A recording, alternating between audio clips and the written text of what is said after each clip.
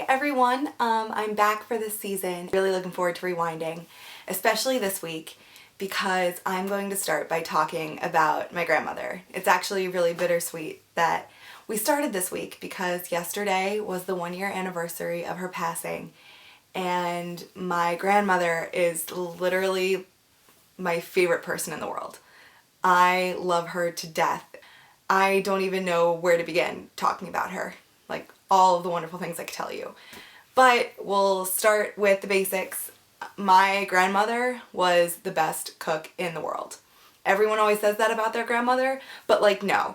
I will physically beat down anyone who thinks their grandmother was a better cook than mine because it's just not true.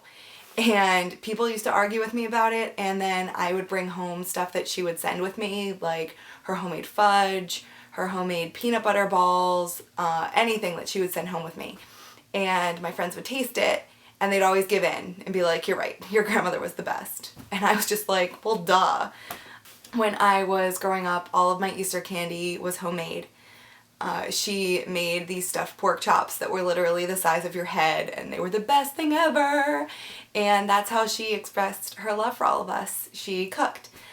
Actually, it's a big family joke and it's embarrassing, and I don't know why I'm telling you this, but my grandmother was the one to potty train me because she used to make these really awesome tiny fried mushrooms, and I was obsessed with them, and I really wanted to help her make them.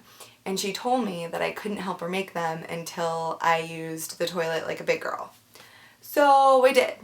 And I helped her make the mushrooms, and it's one of my favorite memories that I have, even though it's like a little bit awkward to tell now, but whatever.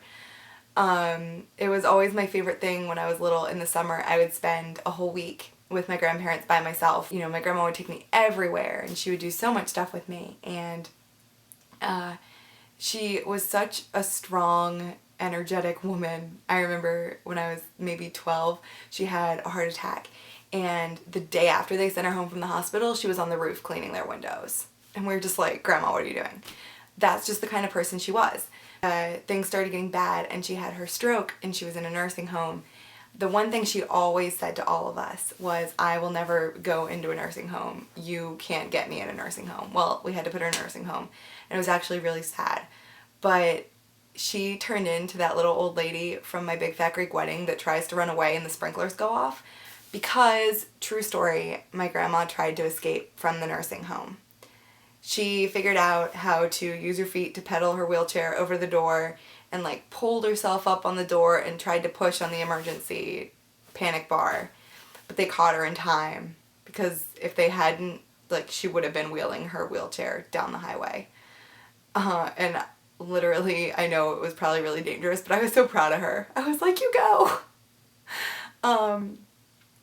But yeah, I mean, I'm just so happy that I've gotten this chance to talk about her and kind of do something special for her 1 year, and I can't believe that it's already been that long, and I miss her every day, and thank you all for humoring me and listening to my rant about how my grandma is the best. But it's true. And I am so looking forward to reminiscing about the rest of my childhood / things that have happened to me with you guys. And Liz, I can't wait to see what you have to talk about again on Monday, and I'll talk to you soon. Bye!